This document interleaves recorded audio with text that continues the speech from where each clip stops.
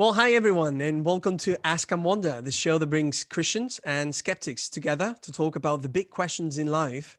And yes, you have heard it before. I'm very excited about this conversation. These conversations are very exciting. I like seeing people from different backgrounds and different people that think about life in different ways just coming together to share about their ideas and experiences.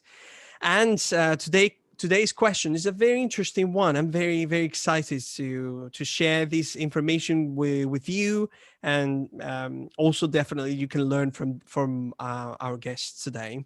And today's topic is: are scientific and religious explanations incompatible? And for this interesting question, I would like to introduce our speakers today. First, I would like to introduce Elliot Martin. He's an atheist thinker. How are you, Elliot? I'm great, man. Excited as always. So It's very nice to have you with us again, Elliot. And then, of course, we'd like to introduce Daniel Reid, a Christian apologist and one of the writers of the book, The Story of Cosmos. Daniel, how are you? I'm well. Thank you for having me, Pedro. Yes, I'm very excited. And atheist thinker and philosopher, Joel Diamons. That's the way I pronounce your last name. I hope you don't mind. Any way you want to pronounce it. I'm not doing well. The Buffalo Bills lost. Makes me very sad. Last time our last conversation, I was still hyped up. We were still in it. I'm a little more down now. Okay, well, I'm sorry. So I'm very excited to have you here, the three of you. And the way we're going to do this today, I'm going to give each of our speakers 5 minutes to talk about their perspective on the question. And then we'll just open it up for questions. We'll ask questions to each other. It's going to be very fun. And as you know, Ask and Wonder, you're watching it perhaps on YouTube at this moment, but you can also go to iTunes or Google Play. You'll find the podcast Ask and Wonder also if you would like to listen to it as you go to work in the morning. You want to listen to philosophical conversations about the big questions in life at 7 a.m. in the morning. There are some people that do that. I'm one of those people. So I'm very excited to spend time with you, and let's start with our question today, and let's just jump right in. I would like for you, Elliot, to start, if you don't mind, with your 5 minutes. And if you don't mind, I'll just give you a sign. If you're going over the 5 minutes, I'll just say something about it, okay? So that... yeah, just yell at me. Yeah. Just tell me to shut up. I hear it regularly. So It's okay. Daniel, hopefully want to say something? Yes. Somebody said they couldn't find it on YouTube. Are you on the Ask and Wonder channel, or are we live, or is this just recorded? I didn't know. Yes, so this is a recorded version that I'm going to be posting. Okay. Later. Sorry about that. Gotcha. Yeah. Sorry to interrupt. No, that is That's okay. okay. That is okay. That is okay. All right. Okay. And yeah, so Elliot, I'll just ask you the question, and you go ahead and give us your perspective on it. Okay. So Elliot, are scientific and religious explanations incompatible? yeah. So for this, I did write out just a quick little thing here, and hopefully I can get through it, and hopefully I don't go too fast with it. But the first thing I want to say, and I think it is worthwhile saying, which is religious people can do science and scientists can be religious. That is not incompatible. But when it comes to scientific and religious explanations, those are incompatible. And I think the reason for that is when we think about an explanation is something that explains. And to explain means to make known, to make plain, understandable, give the reasons for or the cause of. I mean, this is just straight up dictionary definition. The way I like to think about this, what the heck is going on and how do we know that? And both of those sides are important. We cannot accept as an explanation something else that is itself unexplained. We don't need complete certainty necessarily, and we don't need total knowledge. And in fact, I don't really think we can have either of those. I heard this quote once and I really like it, which is, you don't have to know everything in order to say you know something. But That something is not made understandable by saying X is the answer and we have no understanding of X. So think about it like this. Two people standing next to each other and person A says, "What's that?" And person B says, "I don't know, but it's this." And then person A says, "Well, what is this?" And person B says, "I don't know." This doesn't count as an explanation for us because what's been explained here? Nothing's been made plain, nothing been shown the cause of.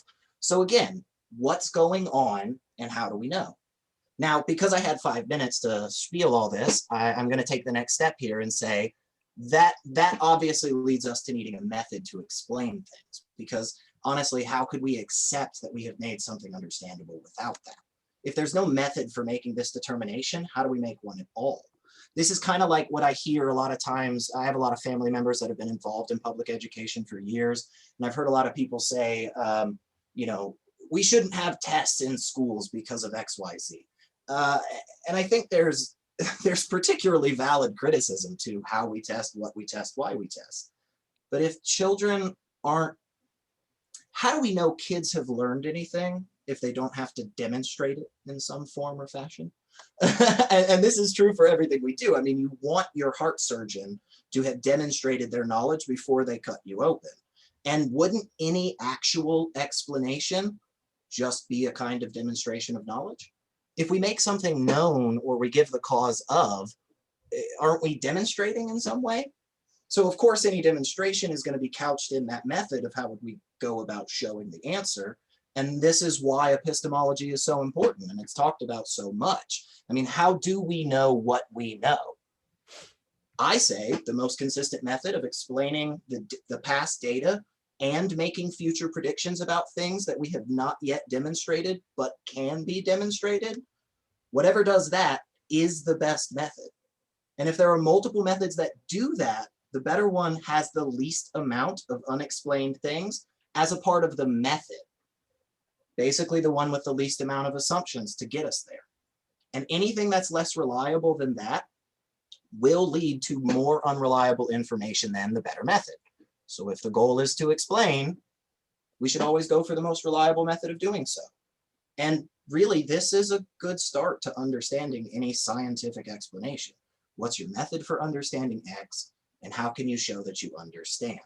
Because without this, how do we have an explanation?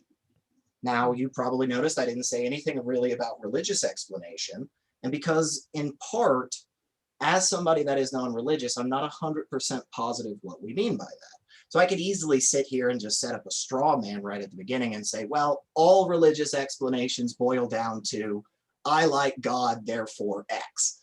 But that's wrong. I mean, I know there are different understandings of this, and I would accept any definition. Any definition we want to work with for what religious explanations are, I'm probably going to be fine with. But at the end of the day, those explanations would still be subject to all of the same criteria that have already been laid out. Any religious explanations would have to make things known, plain, and understandable.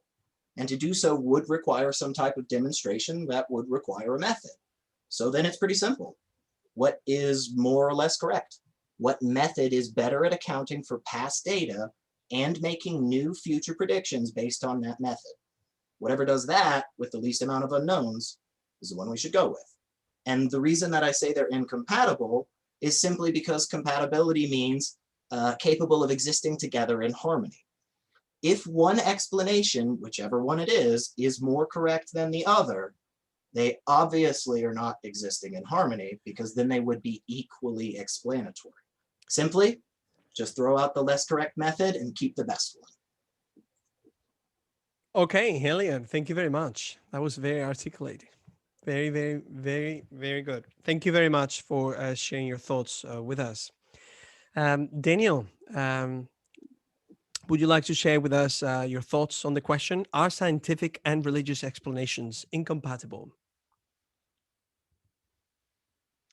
Yes, I think they are not, and I'll just outline basically where I'm coming from on the question. Essentially, involved in the modern science as we have it, understand it today, began really, you can say, in the 17th century, late 17th century. You can go back to Robert Boyle, and he was a chemist.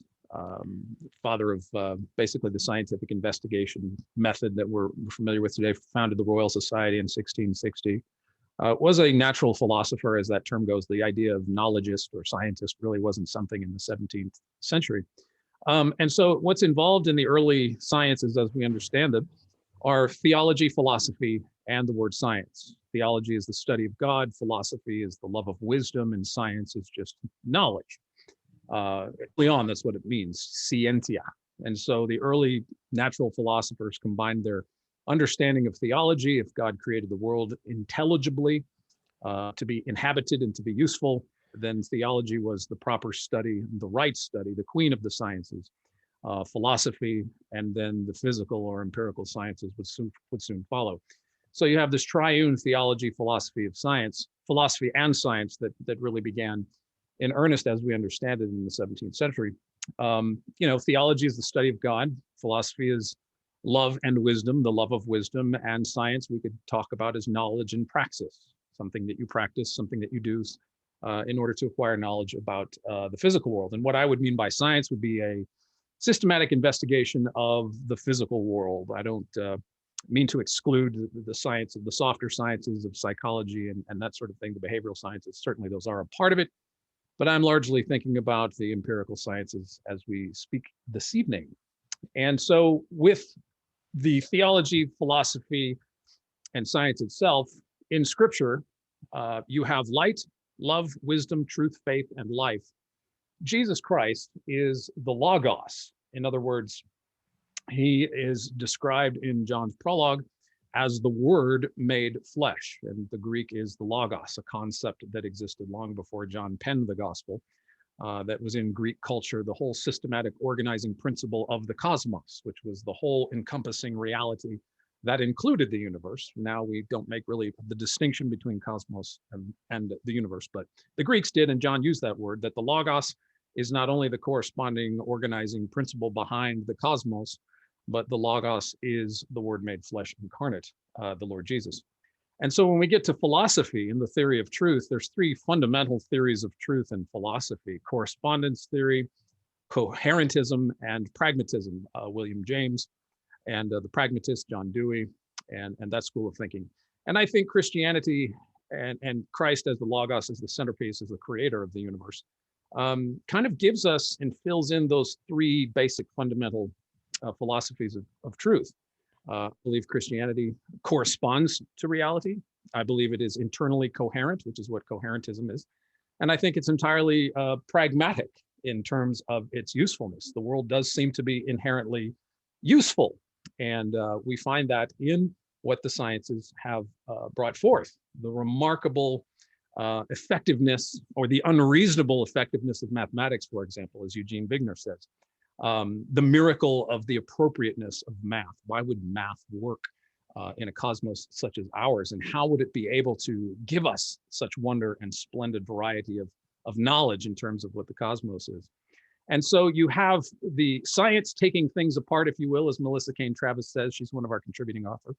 And then you have philosophy and theology, which puts things together and tries to understand them comprehensively. So science will pick apart atoms and things and go, how does this all work? And the philosophers and the theologians come along and we try to put it all back together and give people the broader picture. And that's what the story of the cosmos is that philosophical and theological look that encompasses science. Science is part of the narrative, not the overarching dominating paradigm that we accept it as today.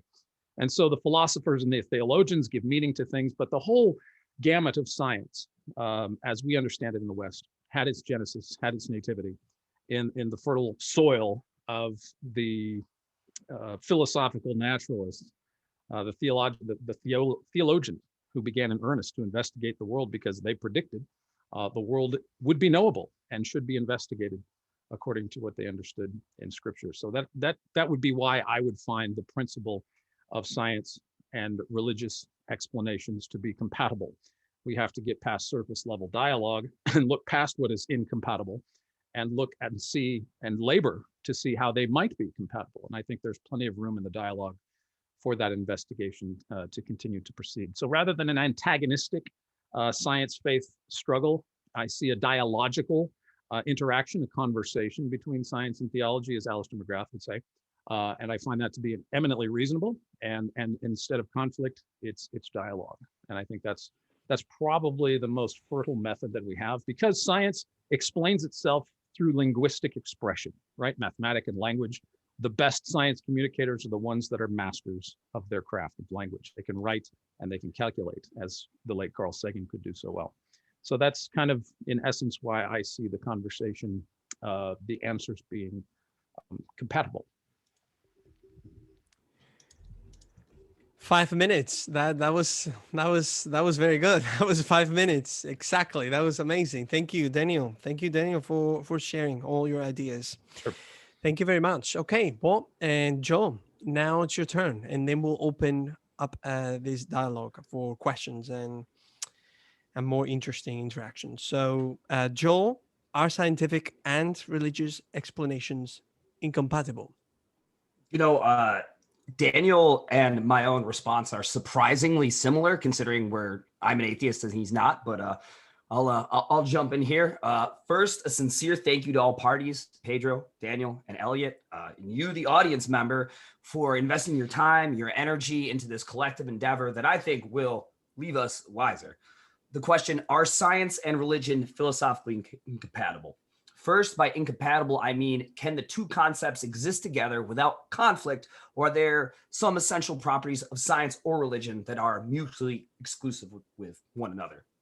Now, I think the question itself might be misguided, or at least an error in categories. Science, as I understand it, is a method of investigating the natural world. It has a history that we can map out, and thinkers who have influenced this developed, such as Bacon and Locke, and more contemporarily Popper, whose principle of falsifiability I hold to be the demarcation point between what science is capable of investigating, between what science is capable of investigating and what it is not. But the development of science is a refinement of a methodology that does not belong to one particular ideology and whose development is independent of the beliefs that the theorists actually hold. Religion, as I'm using and understanding the word, is a system of beliefs about the supernatural world. In other words, using science, a method to investigate the natural world, to investigate God, at least God directly, is like using a Geiger counter to measure the temperature of water. To answer the plain language of the question, no, I do not hold that science and religion are philosophically incompatible. But I think this is akin to asking if Lean Six Sigma is compatible with religion. That is to say, the former does not necessarily have much to say about the latter. Instead, I will reframe my stance and say that science is disinterested in religion. For example, when I have discussions with my young Earth creationist friends and I appeal to radiometric dating to try to convince them of the age of the Earth, that it's several billion years old, they will often counter stating God has changed the decay rate of uranium. Now, it could be the case that God really did alter the properties of this atomic element, but science is incapable of investigating such a claim. God interceding or any supernatural cause is unable to be falsified or tested by any conceivable means, to my mind at least. To make progress in this discussion, we would have to appeal to some other way to understand the situation, right? For example, theology or philosophy, as Daniel mentioned. But I don't think it's no longer in the realm of science proper. Now, as Daniel points out in his book, some popular contemporary science popularizers will use the traffic of science to advance an ideology or a worldview. Now, if you're an atheist out there, and you should be engaging with the most sophisticated Christian arguments that you can come across. I picked up Daniel's book. I enjoyed it. I have a quick passage. I hope I can squeeze it in that I want to respond to. But like I said, it's find the most sophisticated Christian arguments you can. Don't settle for, I don't know, the less sophisticated ones. But anyway, a passage from Daniel's book. This is from chapter 1. But increasingly, it seems the formal sciences of the universe now explain everything with little or no reference to God and his glory. After all, we have been told by the brightest minds that we inhabitants, an insignificant planet orbiting a nondescript star, that we have been dethroned and now must humbly come to grips with our insignificant in relation to the rest of the universe. Popular astrophysicist Neil deGrasse Tyson believes man to be cosmically insignificant. Carl Sagan once described man as being inconsequential, a thin film of life on an obscure and solitary lump of rock and metal. Bertrand Russell said we are merely accidental collections of atoms.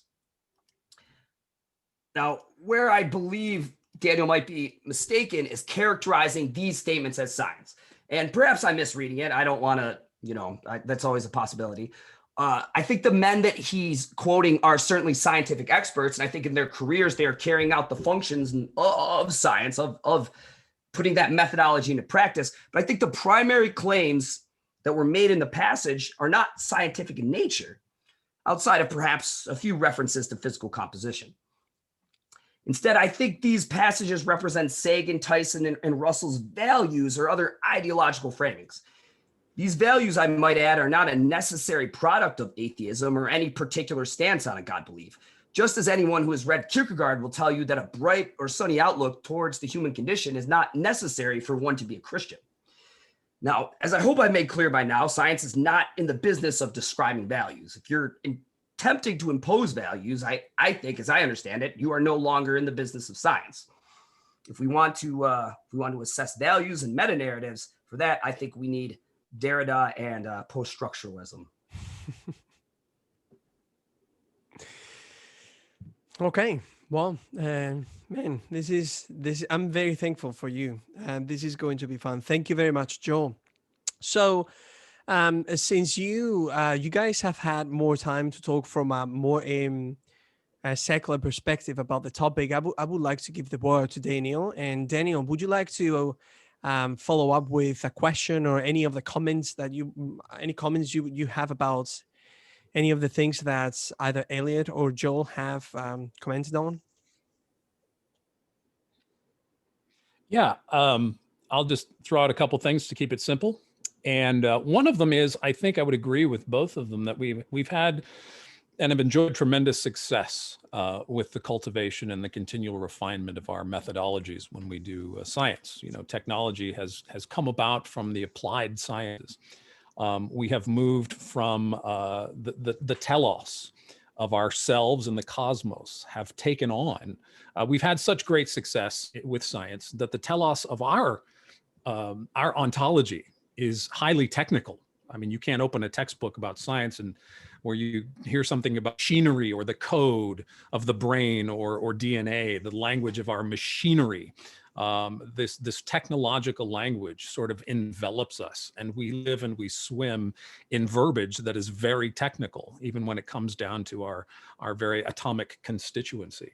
And so we've had such success with science that it has permeated our literature, it has permeated our culture, it has permeated the air we breathe to such an extent that I think we have perhaps tacitly, unknowingly over decades, have assigned a kind of underlying tacit authority to the scientist or to those who are conversant in science.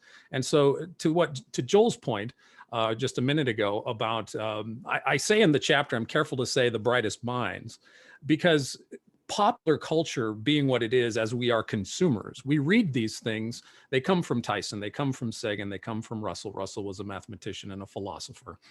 It's not so much I'm saying these men represent science, they are saying these are scientific statements, but the public consumption, given the context of our innate sense of to mechanize ourselves, the public has kind of ingested this idea that the scientist is somewhat of a cultural authority. And so when they hear things like this, it becomes entrenched in their minds that these are speaking authoritatively, that they have the backing of science, even though they're not necessarily representing scientific ideas. And I don't even think Sagan or Tyson or Russell would say these were hard scientific ideas, but more of their values. I would agree with Joel there. But I think that this underlying sense of the narrative in which we live, that we've sort of granted carte blanche, cultural authority, whether it be meaning or purpose or intentionality about what stuff is and what it means, that we've sort of just given over that kind of authority to science. But I don't mean to knock science because, you know, is one of my favorite theologians on the topic is Alistair McGrath.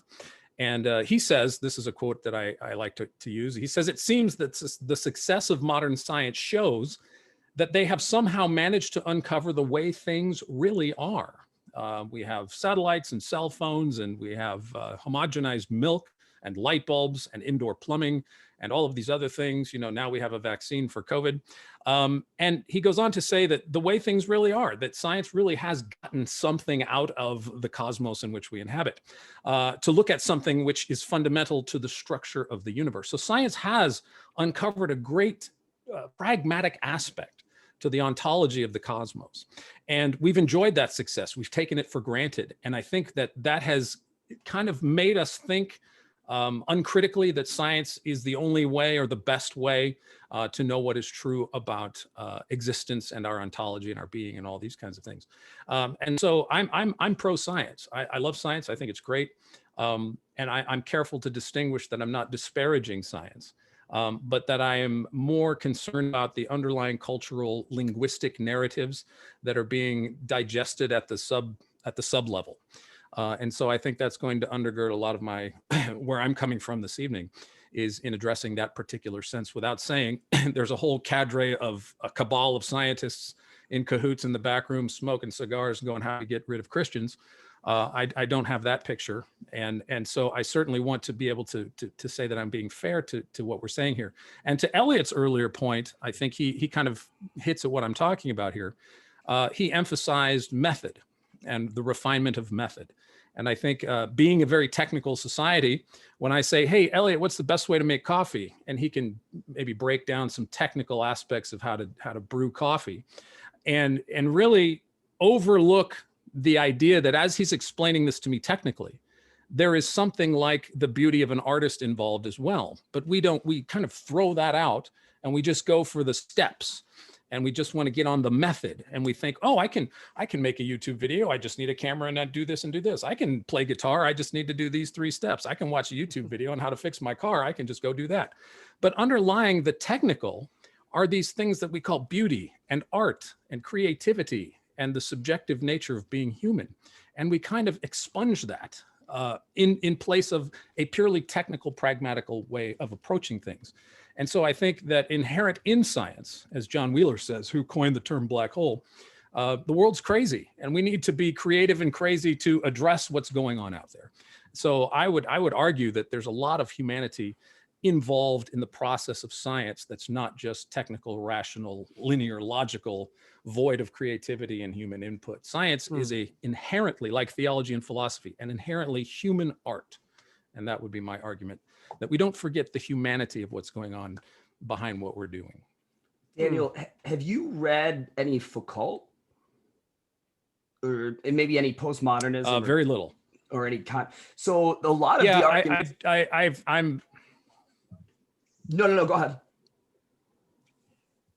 No, I'm on a delay, so I'm sorry. So go ahead, Joe. Go okay. ahead. So a lot of your arguments that you're making remind me of some of the concerns of the postmoderns. And I know like nobody wants to be considered a postmodern. Like it's like such an ugly word. Like it's tantamount to saying that you don't believe in like truth or logic or anything. But that's not actually the case. The postmodernists and Foucault in particular made a very similar critique of the institutions of science and how knowledge relates to power and how we are sort of ceding this power, not just to scientists, but also to institutions that perhaps don't have our best interests in mind. So through the process of science and the refinement of this methodology that we've talked about, we've sort of granted great power to decide what actually is reality to, I guess, one to scientists, but also, I don't know, maybe Monsanto or some shitty corporations. Or I'm sorry, Pedro, I just swore on your live stream. Can you believe that? That is okay. So Poop. That'll be the only one. You can say poop if you want to.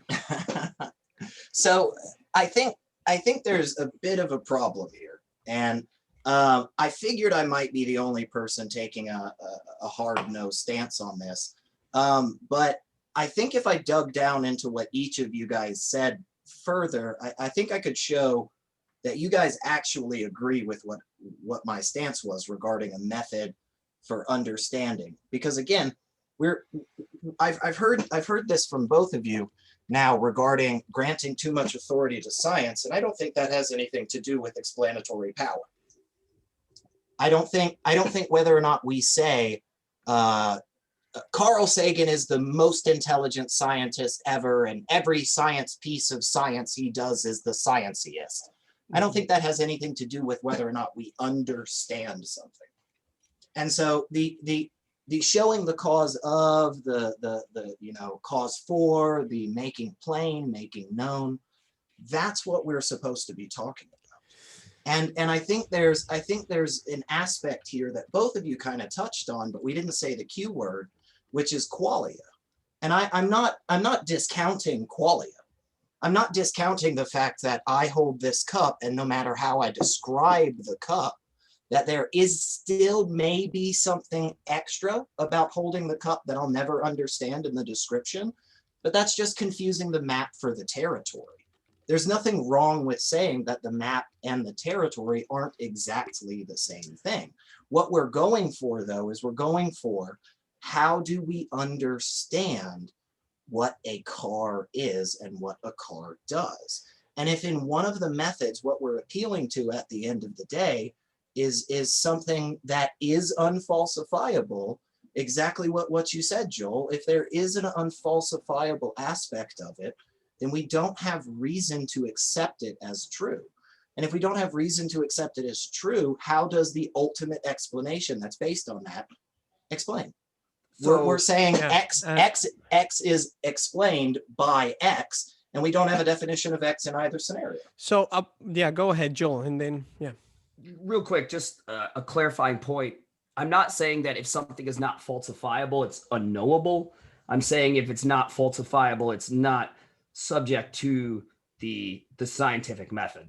Just a quick point of clarification. Okay, yeah. And I wouldn't say that just because it's currently unfalsifiable, that it will be continuously unknowable. Like we may not be able to falsify a claim today, but we could be able to potentially do something tomorrow in which we have the ability to falsify that same claim. And even if we never can falsify a particular claim, it doesn't mean that, one day we can't, something can't be. It's just we don't have a reason to accept it. We don't have a reason to accept as us accepting, whatever the claim is as true, because we can't show any way to potentially prove it wrong. So if we can't do that, then what have we explained? What's explained in here? So thank you for that. One of the things that are very interesting, I would like to further the conversation concerning explanations. This is something that you mentioned, Elliot, and I like the topic there. And I would approach this, I'm no philosopher, no scientist. I just love these topics a lot. And one thing that is very interesting to me, many scientists, which is a very formidable thing to say, they're trying to find the theory that explains everything. That is a thing, and that is a very interesting way to think about reality. Now, one of the questions, and I'm focusing here on the word religious, because religious, I would approach that question more about not like a set of rituals that would help us experience the spiritual realm, but more kind of a metaphysics, meaning religion is not, or religious experience or metaphysics is not just another world that is beyond the world that we experience here. It's not like two realities. That's why some people I've heard are starting to use supernatural instead of supernatural. It's like saying this is actually one reality. I'm not thinking about supernatural as something that is just out there. No, it's actually reality encompassing both the supra and the natural. If we put, I think I shared this with you, and I would like to see and hear your thoughts about this. And I think we agree. You guys have described science as a systematic investigation of the natural world. Imagine that we have a board in front of us with all these beautiful equations that actually explain how the world and reality works. Now, the problem, which I find unavoidable, is once we have that in front of us, the tool that helps us understand that, which is the brain, is a given. Reality as a whole that is out there, in order for us to understand it, is also another given. And at the end of the day, we understand, I would say, it's unavoidable to perhaps to at least admit that the scientific explanation is not going to be enough. To put it perhaps with those words, there's something else about reality, the aesthetics of reality, what is the way it is. And I think that just that question is unavoidable. And furthering the question, would you expand a little bit, Elliot, and then I will give the word to Daniel, about levels of explanation? What do you mean about this? What do you think that is logical, that a person would see the world the way it works, and then a person would automatically go to explanations of the why behind things, just to put it in simple terms? And what do you think about this? Yeah. Real quick, just touch back on what you were just saying right there. Again, we were going all the way around it, and we didn't quite get to the word qualia. But I felt would you, Elliot? I'm sorry that I interrupted you. Would you define what qualia is for me? And absolutely. For the viewers? Let me just go to the direct Google definition so I don't stumble across it.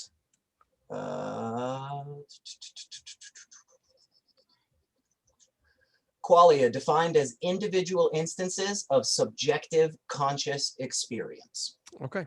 I think that just hits the nail right on the head. And I think one thing that's entailed in that, and kind of entailed in what you were just saying, honestly, is a really good question.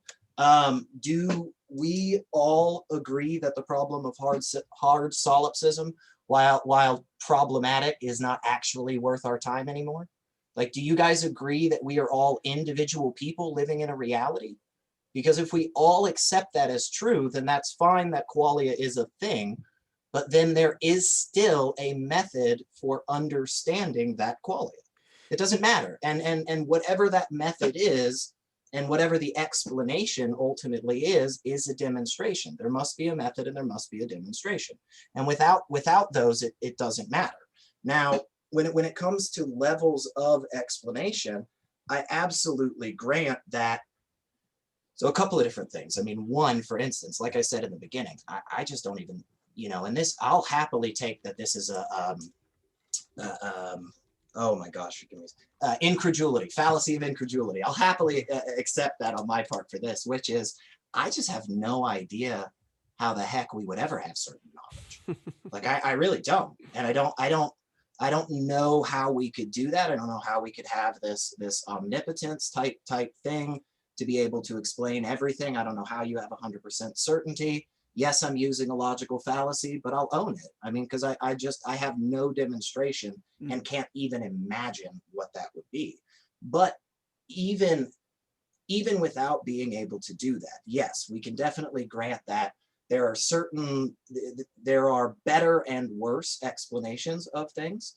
So for instance, the four of us are standing outside and we see what appears to be something that has multicolors, and it seems to be moving on the grass. And we go, yes, that's a living thing over there. And then we get closer and we look at it a little bit more and we go, oh my gosh, it's a ladybug.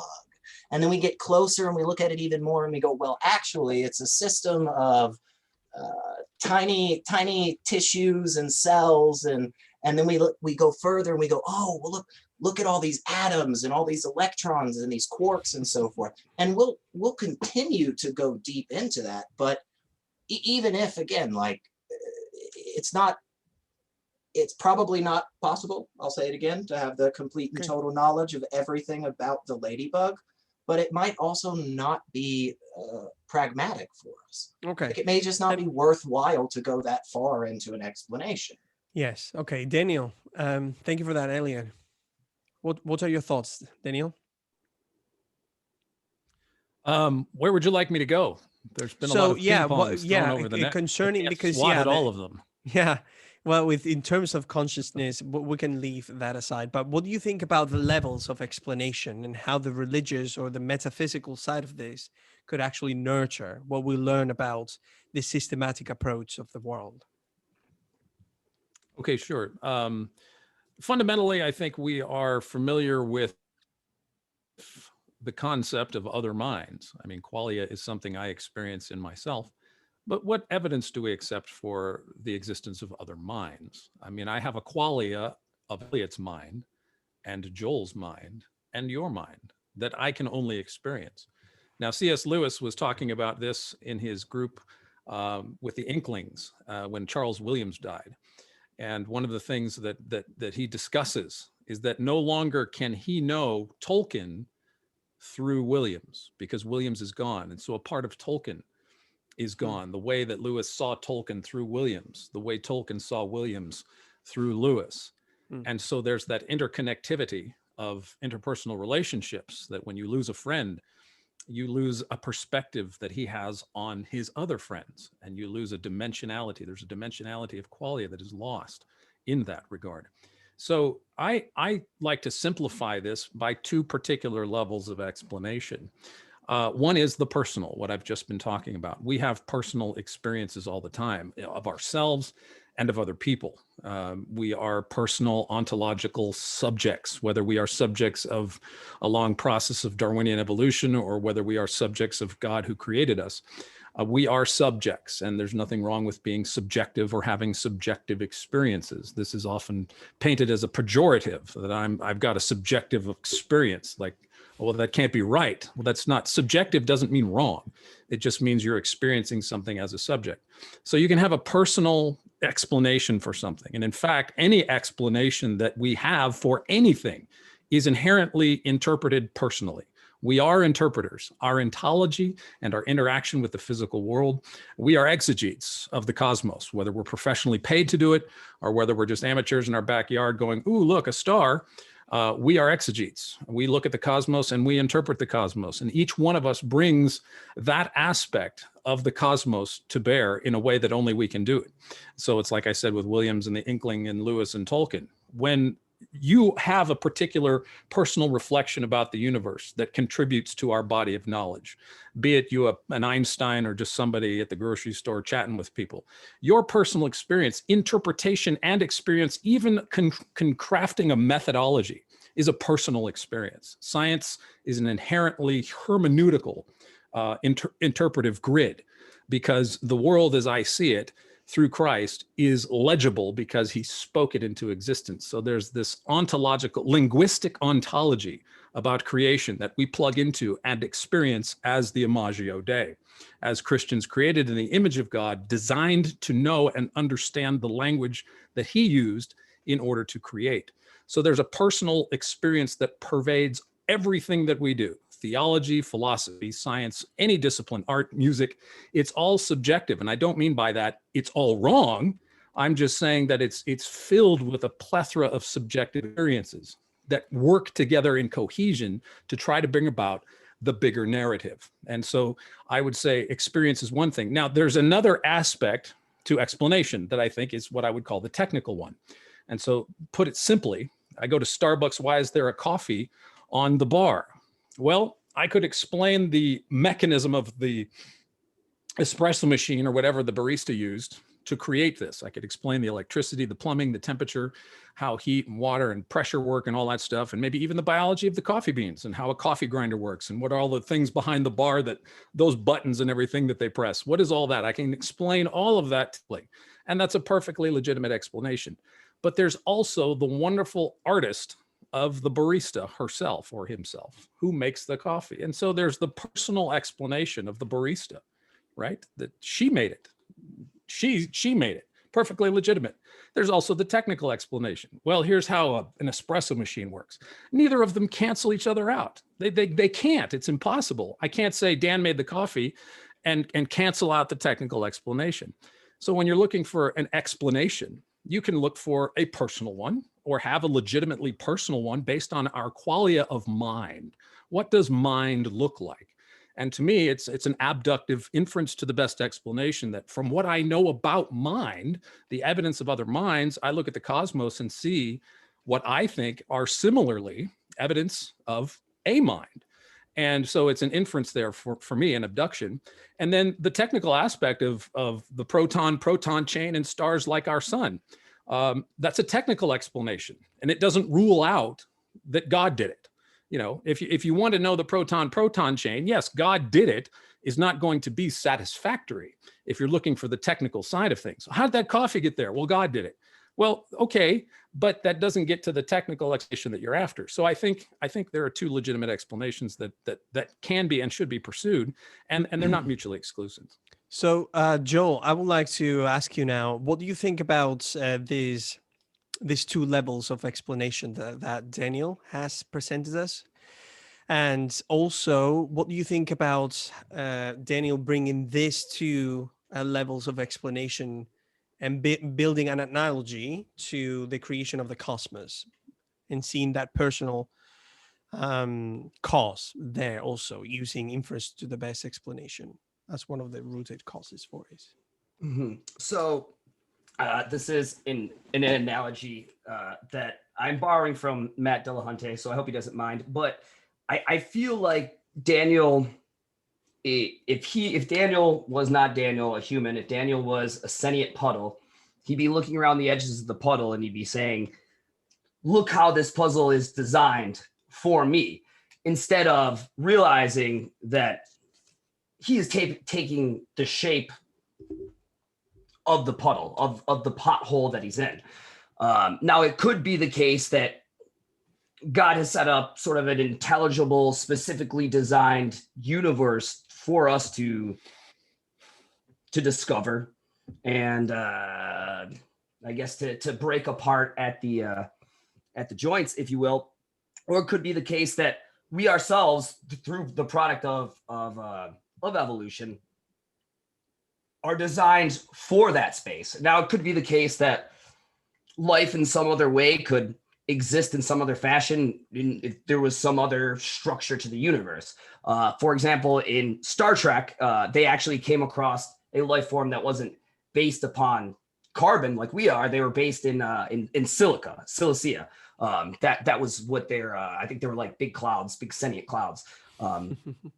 So I think that is, I guess, is my sort of gut response to Daniel's arguments there. Now, I think that one of the things that science does is helps to control for the imperfect experience that is qualia, right? When qualia, there's all sorts of human logical traps that any one of us could fall into. And that's why when we have a developed methodology like the scientific method, we can test our claims in sort of an independent methodological way. What do you guys think? Do you mind if I push a little on that just real quick? Just a little bit. All I was gonna say was, yeah, and without that methodology, Joel, how do we know we're explaining something? So like if because you're right, I mean, I fell into a logical trap earlier, right? I admitted it. How do we know that we're falling into logical traps unless we have a method for explaining and a demonstration of that explanation, right? And a system that allows for explanations to exist, which is pushing. So now that was something I wanted to go back to with what Daniel was saying, because I do want to make the point. I've heard both Daniel and Joel talk about, not throwing out the beauty and the love and the art and the humanity of it all. And I'm right there with you. Like I'm not interested in any way, shape, or form, dropping those beautiful things about life. I just don't understand why they can't be couched in the same explanation. I just don't see why there's any need for any distinction whatsoever. If we have one explanation to how the coffee got there, which is, well, God did it, then explain God in a manner that makes it plain, simple, known, the cause of, the reason for. Give us something in a linguistic manner that we can understand. What do Hey, you Joe, think? Yeah. I'm sorry. I really want to respond to this though, because I think I have a fairly decent point.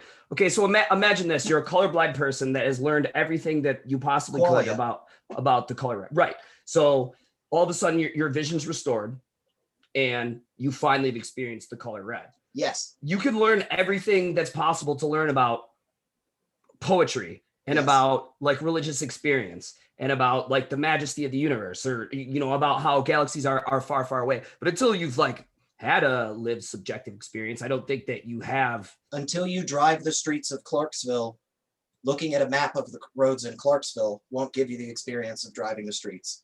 And I'm comfortable with that, because that doesn't matter. That's the map versus the territory. The explanation is the map, the territory is the thing itself, and they're separate. They're individual things, as long as we agree that the outside world exists outside of us in some form or fashion. So, Daniel, what would you say from your perspective? How does God, and let's be specific, the God of the Bible, how does he add meaning or understanding to this conversation, or to reality, actually, too? Great question, because so many people think it's and God is an unnecessary addition to this whole conversation. We have a pretty solid method for applying our science. We call it technology, that enables us to fly and swim and bake and all kinds of other things. So what need, as I think it was Leibniz, I don't have any need of that hypothesis. Of course, calculating Newtonian physics all the way out to its final nth degree, you can technically say, I don't need God to know the future. As long as I have all the math, I can map out reality in that extent. So what does God have to do with any of this? Of course, inadvertently, Newton introduced the idea of the superfluity of God, that he just comes in and pokes the planets every once in a while when they get out of sync. And so thus was born this kind of deism out of this mechanistic universe. And I think I could put the stake in the ground at Galileo for this idea that God becomes sort of distant, unnecessary and remote, and just sort of hands crossed, going, yeah, maybe I need to tweak Jupiter a little bit. And then the meaning and purpose and integral life of God and creation is sort of becoming slowly more and more detached. But I use an example from J.R.R. Tolkien to express this very thought, that, of course, Tolkien was a writer. He spent decades on The Lord of the Rings, and if it wasn't for Lewis, we may never have had Boromir and the Hobbits and Gandalf and all of that. It's the genre of all genres, the Bible of fantasy literature, if you will. But he spent decades on it, and he was never happy with it. But he was a writer who wrote about writing. And he had a lot to say about creation. And Tolkien, one of the things that he talked about was being a sub-creator. So for Tolkien, if we are made in the image of God, the imagio Dei, the intellect and reason, not necessarily in the capacity of omniqualities, but in the capacity of reason and relationship and love and all of these other things. If we are made in the imagio Dei, then we will be what Tolkien called sub-creators, experiencing on occasion what Tolkien called eucatastrophes. In other words, great sorrow followed by profound joy. And it was Tolkien's use of the word eucatastrophe. And the greatest eucatastrophe that Tolkien could conceive of was the resurrection itself, profound sadness and loss, followed by exultant, unbelievable joy. But Tolkien says this, talking about writing, and I think this fits the narrative of the Logos and God as a verbal linguistic Logos creator God. Tolkien says that the only perfect, consistent allegory is real life.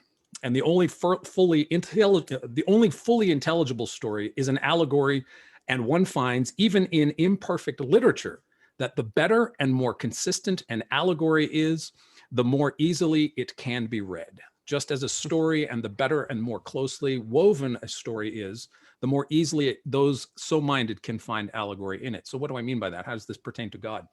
Well, if you go to the Psalms, Psalm 19, in the beginning, Psalm 19 says, the heavens declare the glory of God. The firmament shows his handiwork. Day to day pours forth speech. Night unto night reveals knowledge. But the ironic literary sort of Paradoxical twist, there are no words. You can't hear their voice. So there's speech and there's knowledge being spoken, if you will, a tacit speaking of the heavens, speaking God's glory. What is God's glory? The word is chavod in Hebrew. It means weighty. Something like a famous wealthy person, maybe the closest example we can, a millionaire that is world famous, or like a president or a king or something. But glory, God's glory, is ginormous. It's big, it's huge, it's well known. And so this verb, these words that God speaks into creation in the beginning in the beginning, God created the heavens and the earth. So God's linguistic expression is the physical world. And so the physical world, everything in it, is an allegory for divine reality. So in other words, Jesus comes to us cloaked in human flesh, a God incarnate, the God incarnate encased in flesh, one of us. The word became flesh and dwelt among us. He is hidden in plain sight in the man and the person of his son, Jesus. The whole of creation, I mean, you look through the Gospels and you see how Jesus is telling stories and parables and using examples from nature. Birds, go look at the birds of the air, consider the fields, look at the weather, look at the trees, the water and fish and light.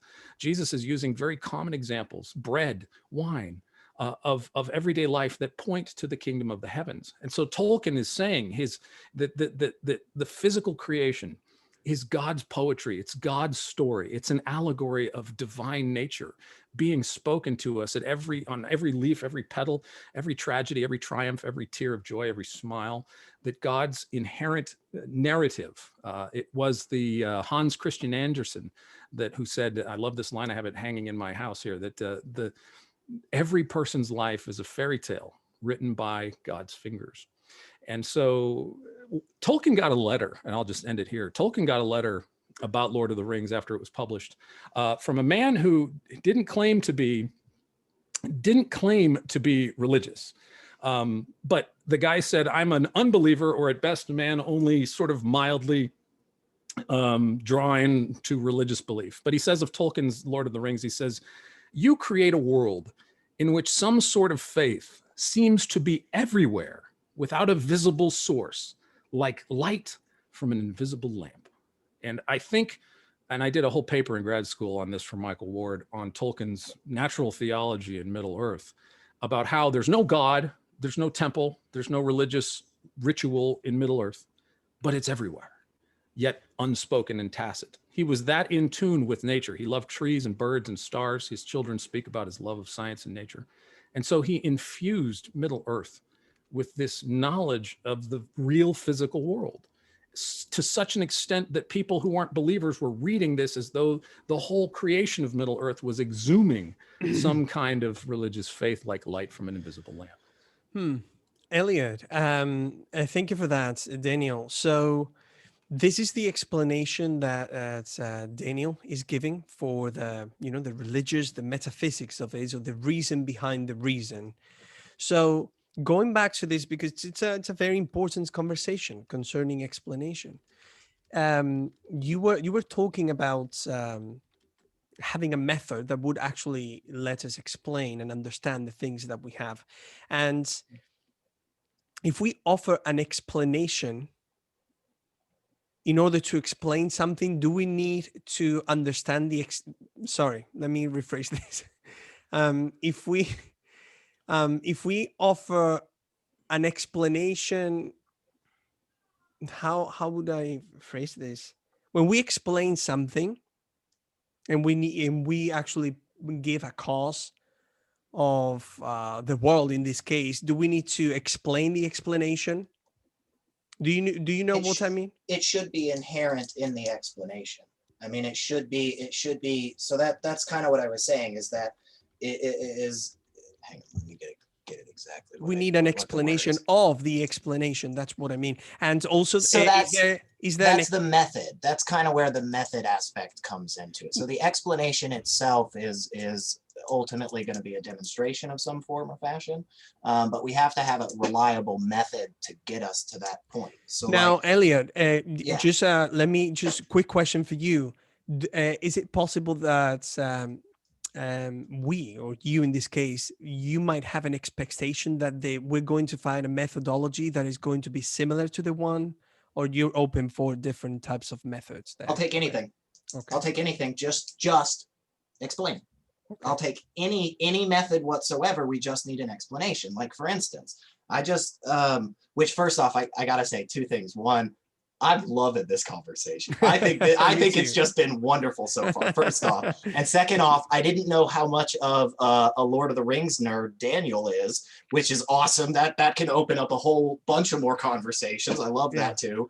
But you said, Daniel, that and I mean, I know it's an analogy, I'm assuming, but you said that like life is an allegory for the divinity of God. Did I get that right? Or an allegory for the, okay.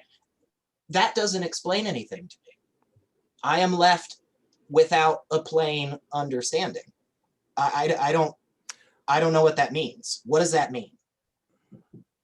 Well, if I'm going to, I don't know you, but if I was going to explain, say I fall in love with somebody, and I say, well, what's she like? Everybody asks that question. What's she like? Well, she's like the sun in the morning on a bright, clear, wintry morning. She provides you warmth and comfort. She provides. You said sun in the morning. Like I'm sorry. The dew on the rose. Yeah. Well, so people say, tell me what she's like. You fall in love. You're like, who is this person? What's she like? And so the allegory, the metaphor, and this is also, it's not just esoteric literary theory. This is Werner Heisenberg in his book, Physics in Philosophy, that was written mid-century. He grapples with coming up with the right language to describe what he and Niels Bohr and others were coming up with in terms of atomic theory and quantum mechanics. They were bereft of having the right vocabulary to explain to the public what's going on at this subatomic level. The same thing with Alan Shepard when he went up in Mercury for the first time and was above the Earth like no human being except for Yuri Gagarin just a few months prior, or a few years prior. But anyway, Shepard he's got this section in the book where he's talking about, I'm up there and I'm looking around and I'm struggling to conceptualize what kind of words I'm going to use when I get back to Earth to describe things to people that no one has ever seen. And so what kind of language do I use to describe basically the indescribable? And so the better the analogy, the closer to reality you're getting. That's Heisenberg, that's C.S. Lewis, that's Tolkien. So good analogies and good metaphors. I mean, Sagan was a master at this, a master storyteller, not just on TV, but from what Sasha told me, her dad was a storyteller. That Sasha would say, Dad, why this? And Dad would go into a mini Cosmos episode, when she was 7. And so he could tell stories and he had the words, he knew vocabulary, and Tolkien and Lewis were wordsmiths. Tolkien and Lewis were philologists. They loved words. Lewis, there's not a single careless word in anything that Tolkien or Lewis has published. I can vouch for that. I've had excellent, I studied under Holly Ordway and Michael Ward, two preeminent Tolkien and Lewis scholars. I studied with them. And so, Tolkien and Lewis were very careful in choosing their words. That's why their books are so successful, because they were making connections with reality using the right metaphors, even in allegory and story. And so here you have the Logos himself, the author of life, like Shakespeare, coming into the stage, reading the lines like he intended them to be read, saying to people, consider the birds of the air, or the kingdom of heaven is like a mustard seed, or the kingdom of heaven is like this, or the kingdom of the heavens is like that. And so, he in Genesis 15:5, God takes Abraham outside and he says, count the stars if you're able. Your descendants will be like that.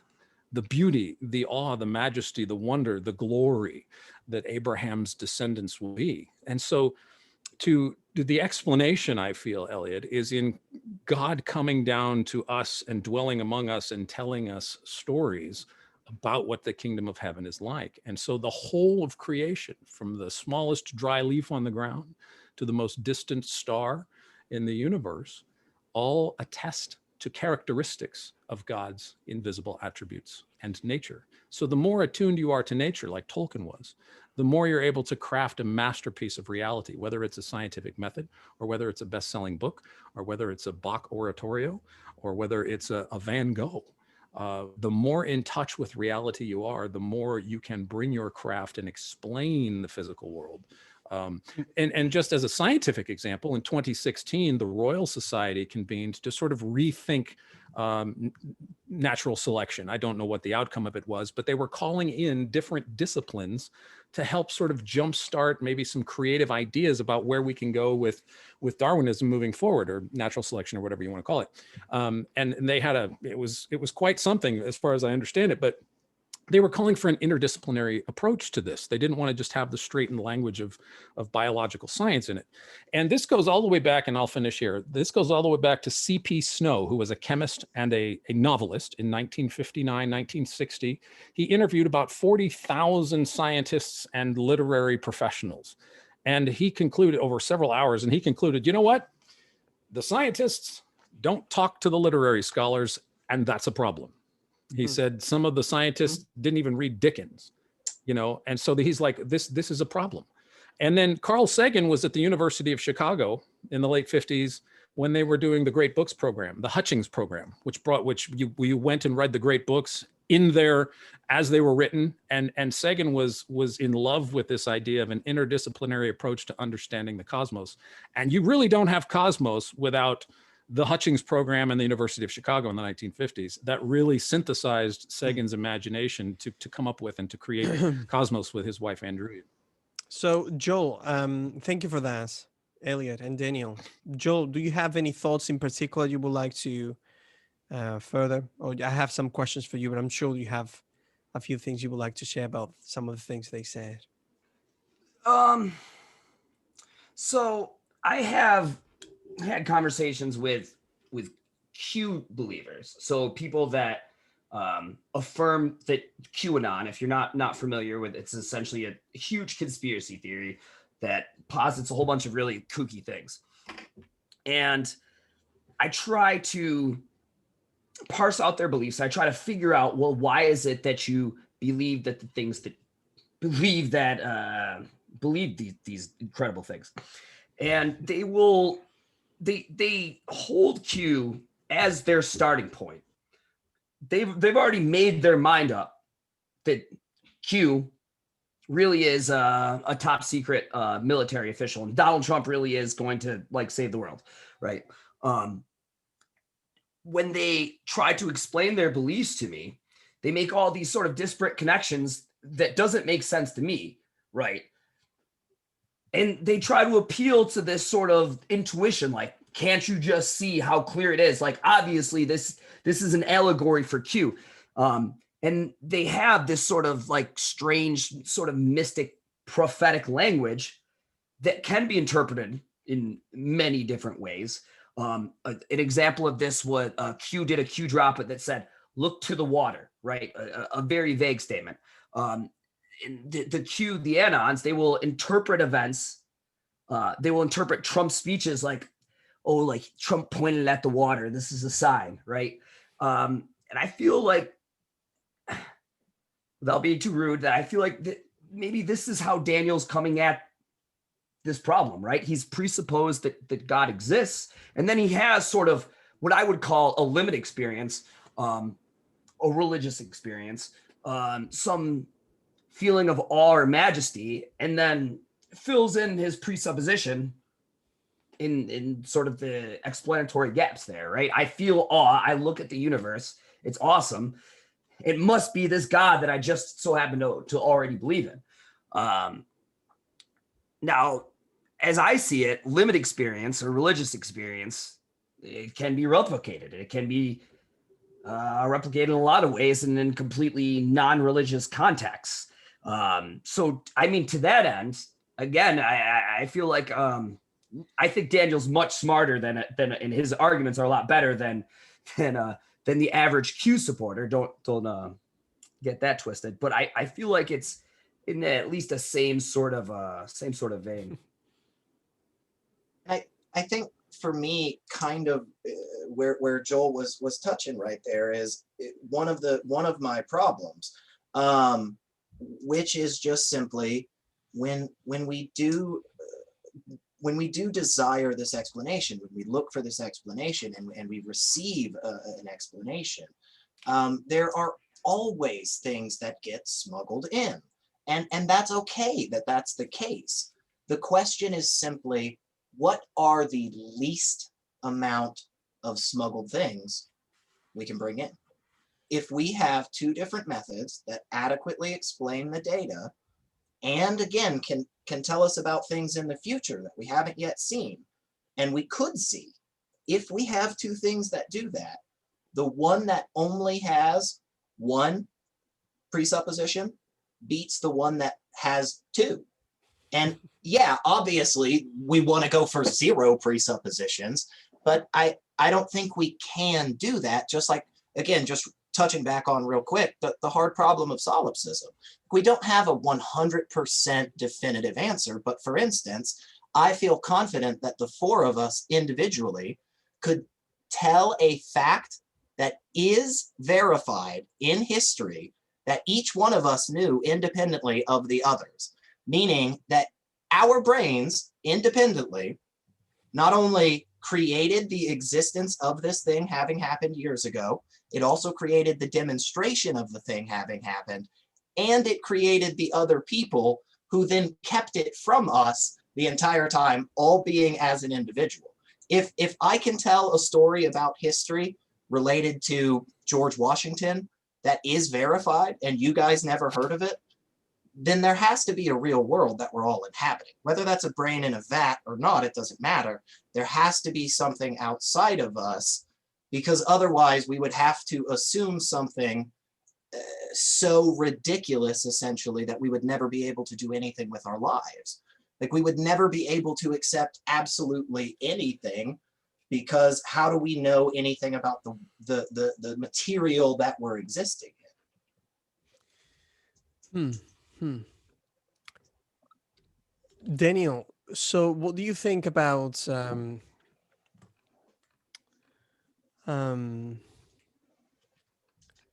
what do you think about this perspective of the expectations of having a type of methodology that can be shared and understood by everyone that would give us an explanation of the explanation? Meaning, you have talked about allegory and metaphor and words, and the way they can actually construe and tell us a lot about the universe, using also the foundation of the logos as in John is used. Now, what do you think about this, for example, analogy that actually it's interesting how Joel built an analogy in order to rebuke your analogy about the world, when he analogically brought together Q, which, by the way, Joel, I don't even know what that is. I really want to look that up. And then the analogy, and then the allegory of God. Do you think that is fair to bring those analogy together? What do you think about that?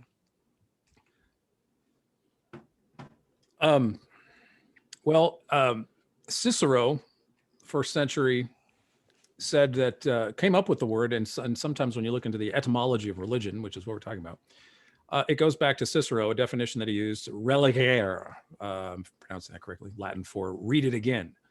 And this is what science does. It reads it again. Look at that again. Look at that again. Look at that again.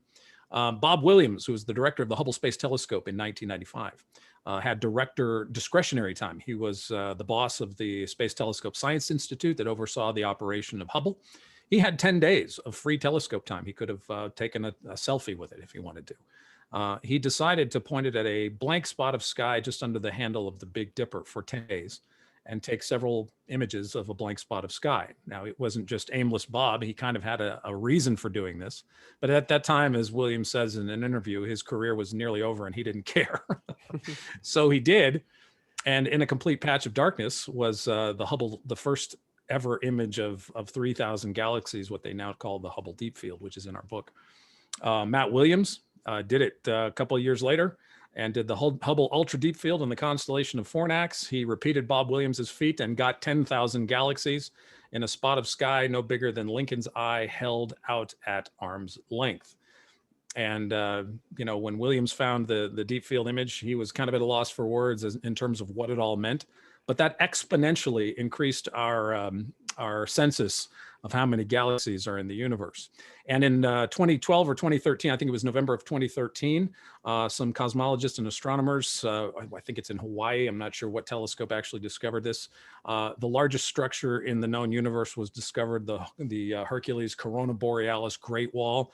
It is a string or filament of multiple millions of galaxies. As far as I know, I don't know how many galaxies there are, but the wall itself, the filament, all of these galaxies are gravitationally bound, and the filament itself is believed to be 10 billion light years. And it's in a spot of universe that's only about 4 billion years old. And so according to current astronomical theory, that shouldn't be there. So I say all this to say that our knowledge of science goes back to what Cicero's idea of religion is. Read it again, read it again.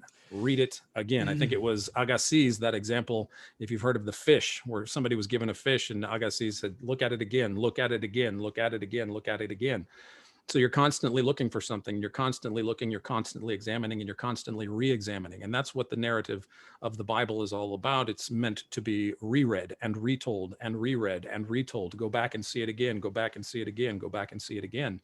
And so for me, the bedrock of the reason for Jesus as the Lord of the universe has actually some pretty decent historical footing. My friend Justin Bass, who's debated Bart Ehrman, has written a book called The Bedrock of Christianity, in which he catalogs the last 200 years of scholarship in the New Testament, and concludes through his research. I interviewed him, I've read the book, that over the last 2 centuries, all historians that are of credible, reputable value, Justin says 99% of them, believe the Apostle Paul believed that Jesus appeared to him.